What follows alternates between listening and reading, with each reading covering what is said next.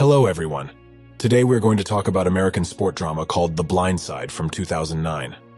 The film is based on real events. Tony Hamilton came to a Christian school to enroll his son. He also made arrangements for Big Michael, a homeless boy. He sometimes spends the night with the coach. Coach Cotton is impressed with Michael's progress, but the principal doesn't know what to do with the boy, whose GPA is near zero. They don't even know how old he is. Seeing the resistance of the school board, the coach reminds them that this is a Christian school, and they should help all children.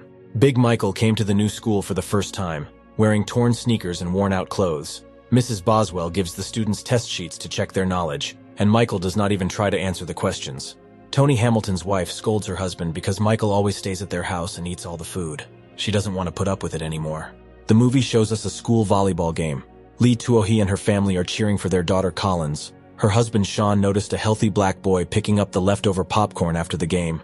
A month passed, and Michael still hadn't completed a single task. On the playground, he met little CJ Tuohy. He told him about his father, a former basketball star. It was the first time Lee had paid attention to the tall, unassuming boy. The principal spoke to him. Recently, there was an article in the paper about a homeless man who fell to his death. It turned out to be Michael's father. The young man himself could not even remember the last time he saw him.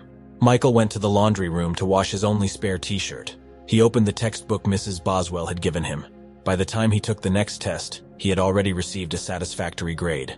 Mrs. Boswell is sure that the boy is not stupid. He just needs a special approach. When Tuohy's family came home from school in the evening, they saw Michael standing in the rain in his normal clothes. He wanted to go to the school gym because it was warm there. But the gym was closed, and the woman realized the poor boy had nowhere to sleep, so she put him in her car and took him home. Collins was surprised to see the big boy on her doorstep. It was the first time Michael had ever been in such a large, luxurious home. Before going to bed, the couple wondered if they had done the right thing, if he was going to rob them. When Lee came downstairs in the morning, she saw that the bedclothes were neatly folded, but Michael himself was gone. Lee managed to stop him at the last minute and invited him to spend Thanksgiving with them. While everyone watched the Super Bowl, Lee prepared a lot of delicious food. After putting the food on the plates, everyone immediately went back to watching football, and only Michael sat down at the dining room table, stuffing a roll in his pocket. Leanne thought about it, turned off the TVs, and made her family sit down at the table as well. They all held hands and prayed. It was all new to Big Michael. The next day, Lee took Michael to the store to buy some new clothes, because the change of t-shirts in his bag was hardly a complete wardrobe. But Michael said he had clothes. They went to the ghetto neighborhood where Michael grew up, and where his mother lives. There he still had some clothes. The big man insisted that Lee stay in the car. He greeted Michael, but only said hello to a guy named David, who was probably his brother. Michael found an eviction notice on the door of his house. He does not know where his mother is now.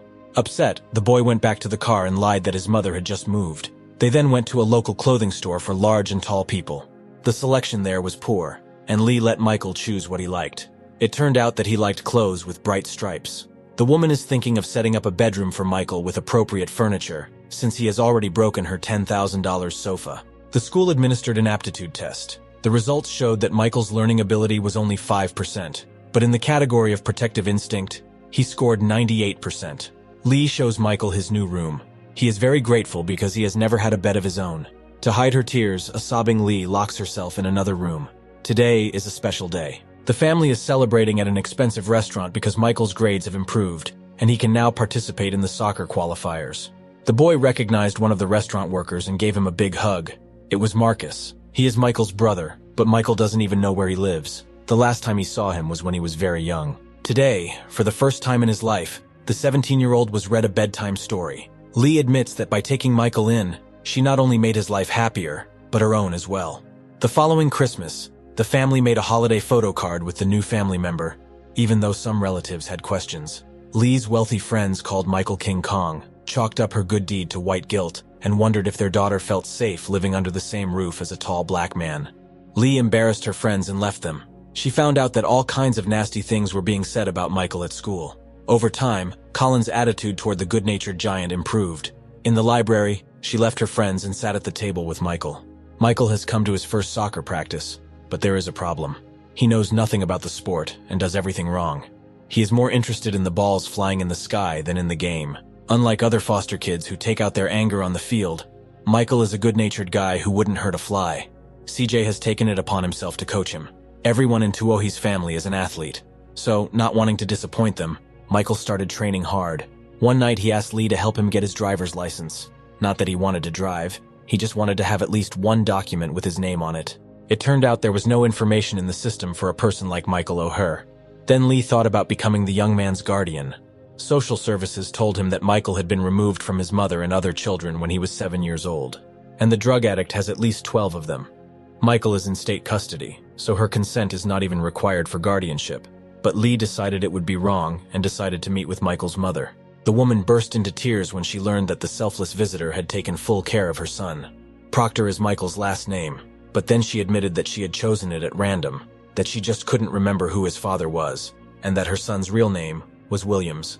During a family meeting, Sean asked Michael if he would mind if he and his wife became his guardians.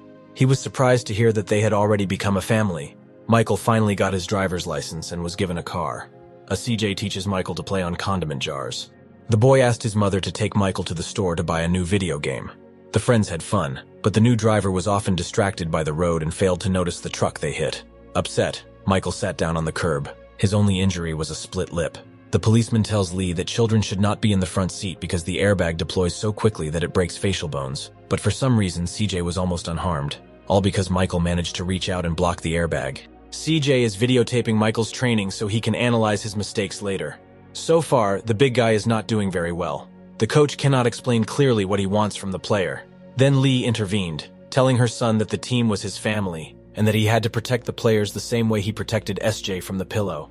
Those words seemed to change Michael's mind. He began throwing players to the ground one by one. It was time to test Michael's skills against another school team. The rivals immediately began to abuse the big man. Unfortunately, Michael can't do anything about the clever rival, who turns out to be the son of a nasty old man. He manages to get away from Michael again and again. Lee tries again to influence the game, and even calls the coach on his cell phone. The woman loses her nerve and screams at the old racist. As Michael lies on the ground, number 66 kicks him in the helmet, but the referee ignores the infraction. Then the coach said he would defend the kid like he was his own son. Michael remembered Lee's words about the team being his family, gathered his thoughts, and simply knocked hash 66 to the ground. He dragged the player across the field until it was over.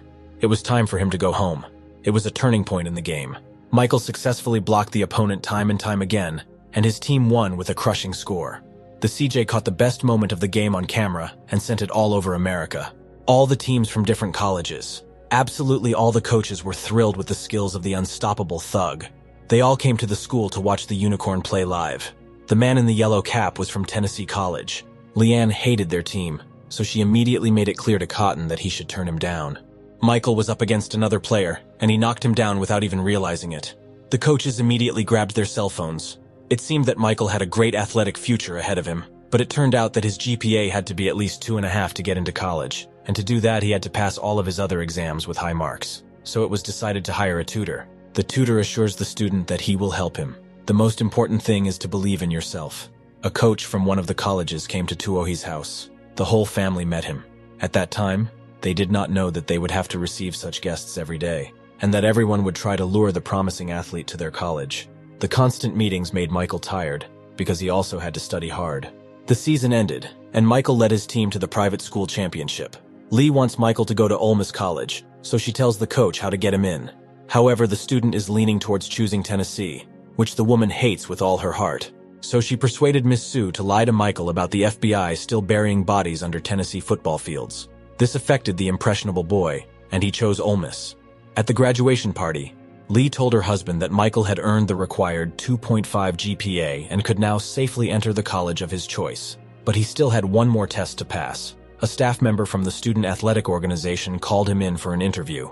In fact, after signing Michael, Coach Cotton got a job at Ole Miss, and his guardian Sean played basketball there, and Lee was a cheerleader, and even his tutor studied at this college.